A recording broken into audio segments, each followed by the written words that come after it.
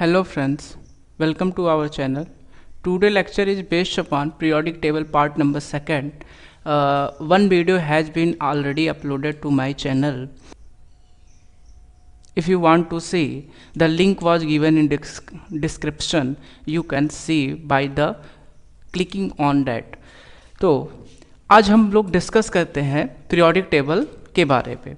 देखिए, मैंने एक वीडियो ऑलरेडी अपलोड कर दिया था, उसका मैंने लिंक डिस्क्रिप्शन में दे दिया है। अगर आप देखना चाहते हैं तो वहाँ पर क्लिक करके आप देख सकते हैं। चलिए बात आगे करते हैं। जहाँ तक मैं कंटिन्यू करता हुआ इसे बात हुई थी आयोनाइजेशन पोटेंशियल की, तो आज के लेक्चर में इसके बारे में हम लोग जानते हैं। देखिए, first of all we have to know that what is the ionization potential. तो आयोनाइजेशन पोटेंशियल को हम लोग हिंदी में आयनन विभव कहते हैं। और ये होता क्या है, किसी भी आइसोलेटेड गैस या एटम के मॉलिक्यूल से उसके आउटर सेल से एक इलेक्ट्रॉन को अगर आप निकालना चाहते हैं, रिमूव करना चाहते हैं, तो आप जो एनर्जी लगाते हैं या ऐसे कहे जो एनर्जी रिक्वायर होती है, उसी को हम लोग क्या कहते हैं बाबू, आयोनाइजेशन पोटेंशियल कहते हैं। It means the energy required for remove an electron to any gaseous atom that is called the ionization potential. जैसे अगर हम बात करते हैं, कोई भी आपका एलिमेंट X है और उसमें से अगर आप एक इलेक्ट्रॉन को निकालना चाहते हैं, तो जितना हमें एनर्जी देनी पड़ती है या रिक्वायर पड़ती है, उसी को हम लोग क्या कहते हैं बाबू, उसका आयनन विभव कहते हैं या आयोनाइजेशन पोटेंशियल कहते हैं। अब बात आती है, आप देखिए यहाँ पर हमको कुछ एनर्जी क्या करनी पड़ेगी बाबू, देनी पड़ेगी। आई मीन रिक्वायर्ड है for this equation we can say. इस रिएक्शन के लिए हमें कोई ना कोई एनर्जी को क्या देनी पड़ेगी इसके लिए। अब बात करते हैं पीरियोडिक टेबल में इसका रोल क्या होता है। देखिए, अब आयोनाइजेशन पोटेंशियल किन किन बातों पर डिपेंड करता है, अब इसको हम जानने की कोशिश करते हैं। अगर हम बात करें कॉलम में, तो we know that on going to up and down the number of increasing of shell, so that इसका जो न्यूक्लियस होता है या ऐसे कहे जो एटॉमिक रेडियाई होता है, वो इंक्रीज करता है। ये मैंने लास्ट लेक्चर में आपको मैंने बताया था, इसलिए कह रहा हूँ एक बार आप वीडियो ज़रूर देखिएगा। अगर आप नए हैं हमारे चैनल में, तो आप प्रीवियस वीडियो के देख के ही इस वीडियो को आप देखिएगा। तो एटॉमिक रेडियस क्या होता है, इंक्रीज होता है। तो जैसे जैसे एटॉमिक रेडियस इंक्रीज होगा, वैसे वैसे आपको पता है ये डिस्टेंस भी क्या होगी, बढ़ती जाएगी। और मैंने बताया था कि F directly proportional to Q1 Q2 that is the charge of electron and proton, and R2 जो होता है वो डिस्टेंस, R स्क्वायर जो होता है वो डिस्टेंस होता है। तो यहाँ पर हम देख रहे हैं कि R बढ़ते जाएगा। अगर R के वैल्यू में ग्रोथ होगी तो F के वैल्यू में क्या होगी बाबू, डिक्रीज होगा। सीधी बात है, अगर R की वैल्यू बढ़ेगी तो F की वैल्यू क्या होगी, डिक्रीज होगी। यानी जो न्यूक्लियर और आउटर मोस्ट के सेल के बीच में जो अट्रैक्शन फोर्स था, वो कहीं ना कहीं क्या होगा, कम होने लगेगा। अगर वो कम होने लगेगा तो इलेक्ट्रॉन निकालना हमारे लिए आसानी होगा। तो इसीलिए कहा जाता है on going to up and down जो आयोनाइजेशन पोटेंशियल होता है वो क्या होता है बाबू, डिक्रीज होता है। ऊपर से नीचे किसी भी कॉलम में जाने पर जो आयोनाइजेशन पोटेंशियल होता है उसकी वैल्यू क्या होती है, डिक्रीज होती है। अब हम आगे देखते हैं एक रो के बारे में। तो रो में, अगर हम रो में देखने की बात करें तो हम जानते हैं रो में जो एटॉमिक साइज होता है वो डिक्रीज करता है। एटॉमिक साइज क्या होता है, डिक्रीज करता है। और जब एटॉमिक साइज अगर डिक्रीज करेगा तो आपको पता है, आप इस फार्मूले से देखिए, अगर R की वैल्यू में डिक्रीज होगा तो F की वैल्यू क्या होगी, इंक्रीज होगा। यानी किसी भी रो में लेफ्ट से राइट जाने पर जो आयोनाइजेशन पोटेंशियल होता है उसकी वैल्यू में क्या होता है, ग्रोथ होता है। तो हमने ये जाना first what is the ionization potential. Ionization potential क्या होता है कि an energy required to remove an electron to any gaseous molecule that is the called ionization potential. अब हमने ये देखा कि किसी भी कॉलम में ऊपर से नीचे जाने पर, अप से डाउन जाने पर ऑर्गेनाइजेशनल पोटेंशियल की वैल्यू में क्या होती है, डिक्रीज होती है, और रो में जाने पर इंक्रीज होती है। अब बात करते हैं वर्क करता है, कब फर्स्ट इलेक्ट्रॉन निकालते हैं, कब क्या ज़्यादा होता है, इसके बारे में देखिए। कोई भी इलेक्ट्रॉन आप निकालते हैं तो जो ऑर्गेनाइजेशनल पोटेंशियल होती है इसकी वैल्यू डिपेंड करती है इलेक्ट्रॉनिक कॉन्फ़िगरेशन की। इलेक्ट्रॉनिक कॉन्फ़िगरेशन जब तक आप समझेंगे नहीं तब तक ये बात समझ में नहीं आएगी। अगर आपको इलेक्ट्रॉनिक कॉन्फ़िगरेशन के बारे में नॉलेज नहीं है तो लिंक में ही एक डिस्क्रिप्शन होगा जिस पे आप क्लिक करने के बाद आप उसको भी आसानी से पढ़ सकते हैं, जो कि मैंने ऑलरेडी पढ़ाया है। चलिए अगर बात करते हैं कि एस ऑर्बिटल की, तो एस ऑर्बिटल में मैक्सिमम कितने इलेक्ट्रॉन हो सकते हैं, 2। अगर इससे आप एक इलेक्ट्रॉन निकालने जाएंगे तो ये स्टेबल केस में है, ये स्टेबल केस में है, इसलिए वो इलेक्ट्रॉन नहीं देगा और आपको अधिक एनर्जी की रिक्वायर्ड पड़ती है। तो अगर कोई भी ऑर्बिटल स्टेबल में है, स्टेबल का मतलब ये है कि या तो अगर वो फुल फील्ड में है या हाफ फील्ड में है, तो अगर फुल फील्ड या हाफ फील्ड में है तो उसको स्टेबल का केस माना जाता है, और उस केस में उसके एक आउटर मोस्ट से इलेक्ट्रॉन निकालने के लिए आपको एनर्जी ज़्यादा देनी पड़ती है। अगर वो स्टेबल नहीं है, मतलब ऐसा कहे जैसे आप पी देखिए, पी में आपने देखा होगा कि नंबर ऑफ इलेक्ट्रॉन कितने होते हैं, 6 होते हैं। तो अगर इसके मैं पहले की बात करूं तो पहला जो इसका इलेक्ट्रॉन निकालेंगे, आई मीन जो ऑर्गेनाइजेशनल पोटेंशियल होगी वो बहुत ज़्यादा होगी, क्योंकि इस केस में वो सबसे अधिक स्टेबल में है, इसलिए फर्स्ट जो होगा वो क्या होगा, मैक्सिमम होगा।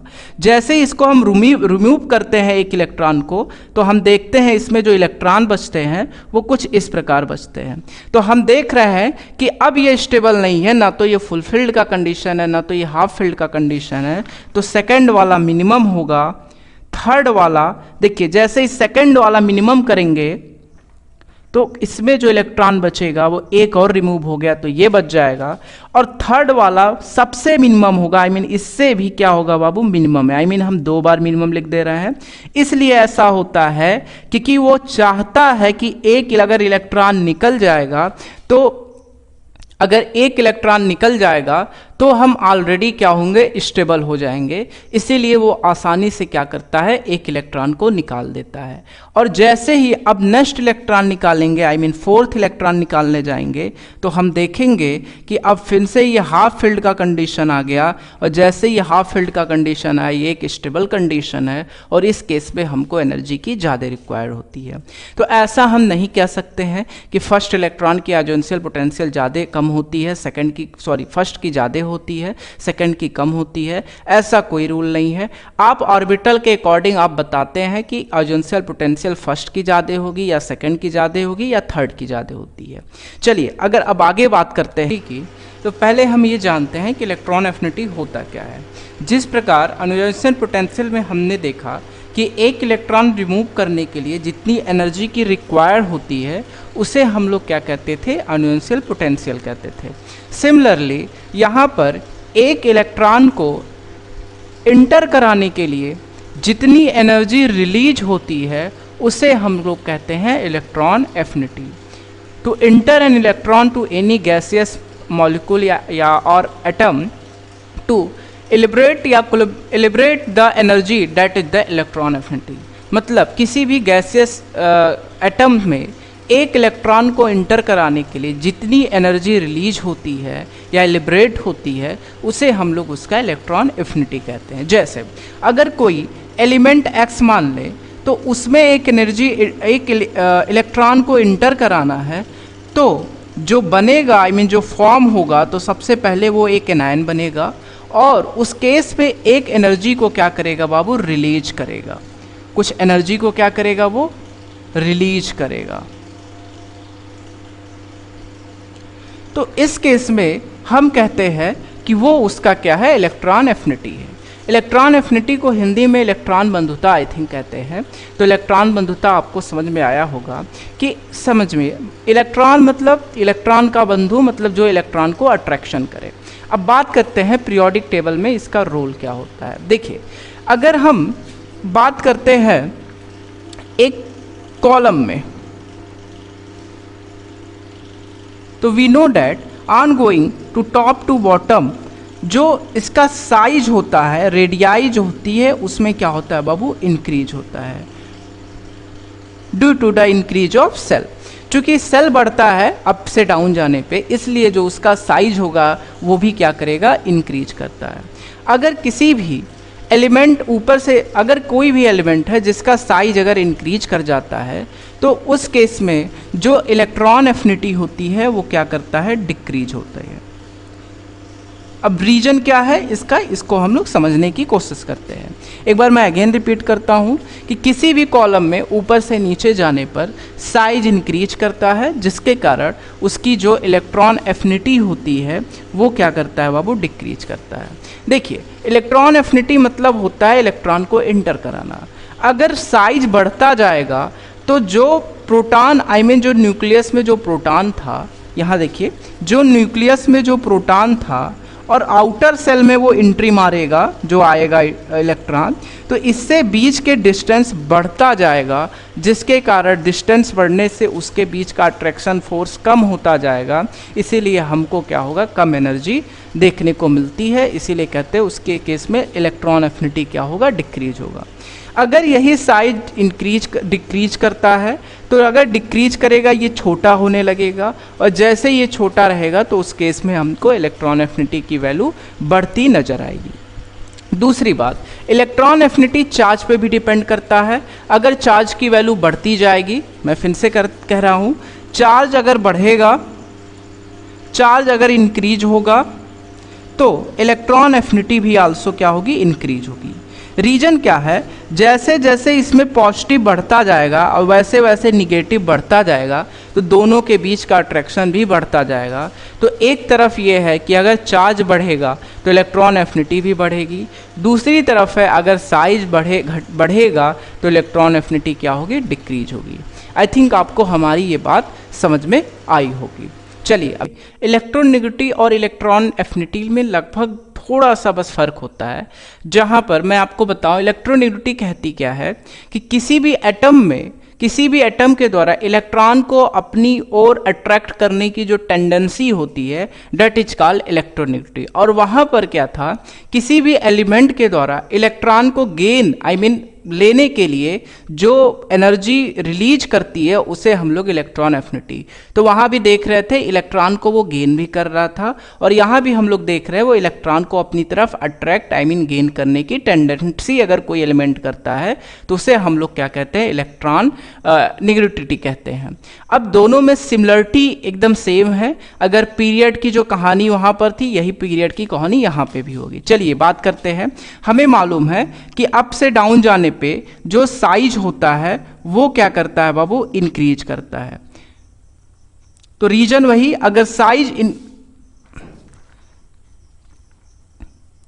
साइज इंक्रीज करता है तो उस केस में मैंने बताया था कि इलेक्ट्रॉन एफिनिटी क्या होगी, वो डिक्रीज करेगा। और मैंने कहा है अभी कि लगभग दोनों सेम है, तो इलेक्ट्रॉन नेगेटिव भी जो होगी वो भी क्या करेगा बाबू, डिक्रीज करेगा अप से डाउन जाने पे। अगर मैं कॉलम की बात करता हूँ तो आपको पता है साइज जो होता है वो डिक्रीज करता है, इसीलिए इलेक्ट्रॉन एफिनिटी क्या होगा, इंक्रीज करेगा, और इलेक्ट्रॉन नेगेटिविटी भी आल्सो क्या होगा बाबू, इंक्रीज करेगा। तो दोनों में सेम आपको फैक्टर देखने को मिले होंगे। जिस प्रकार वहाँ पर इलेक्ट्रो एफिनिटी का वर्क था, इसी प्रकार यहाँ पर इलेक्ट्रोनेगेटिविटी का अर्थ है। अगर मैं चार्ज के रिस्पेक्ट की बात करूँ तो जिस प्रकार चार्ज में इंक्रीज होने पर इलेक्ट्रॉन एफिनिटी भी इंक्रीज होती थी, मैं अभी रीजन बताता हूँ इसका, और इस तरह इलेक्ट्रॉन नेगेटिविटी भी क्या होगी, इंक्रीज होगी। देखिए वहां पर मैंने रीजन बताया था कि वहां पर मैंने रीजन बताया था कि ऐसा है कि इलेक्ट्रॉन कब ज्यादा अट्रैक्शन होगा, जब न्यूक्लियस से गैसियस के आउटर मोस्ट का अगर डिस्टेंस कम हुआ तो सीधी बात है अट्रैक्शन फोर्स ज़्यादा लगेगा। तो अगर चार्ज ज़्यादा होगा, यहाँ देखो साइज के बारे में देख लेते हैं एक बार, अगर डिस्टेंस ज़्यादा हुआ तो सीधी बात है साइज इंक्रीज करेगा और डिस्टेंस ज़्यादा होने के कारण उनके बीच जो अट्रैक्शन होगा वो कम लगेगा। अगर चार्ज ज़्यादा होगा तो चार्ज अगर ज़्यादा होगा यहाँ और यहाँ पर तो कहीं ना कहीं इनके बीच का अट्रैक्शन ज़्यादा लगेगा, इसलिए इलेक्ट्रॉन एफिनिटी क्या होगी, इंक्रीज होगी। देखिए दोनों बात में सिमिलरिटी है। क्या सिमिलरिटी है? अट्रैक्शन फोर्स की। यहाँ अट्रैक्शन फोर्स कम हो रहा था इसीलिए इलेक्ट्रॉन एफिनिटी डिक्रीज हो रही थी। यहाँ अट्रैक्शन फोर्स ज़्यादा होगा इसीलिए इलेक्ट्रॉन एफिनिटी क्या होगी, इंक्रीज करेगी।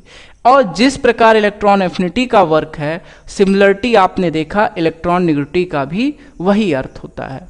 आई थिंक आपको हमारी बात अब समझ में आई होगी। चलिए आज के लिए बस इतना ही। एक और वीडियो इस पे लेक्चर बनेगा और आई थिंक ये ख़त्म हो जाएगा। और अगर आपको हमारा चैनल पसंद है तो इस चैनल को आप सब्सक्राइब कीजिए, और अगर आपको वीडियो ये अच्छी लगती है तो अपने फ्रेंड सर्कल में इसको शेयर भी कीजिए। Thank you so much.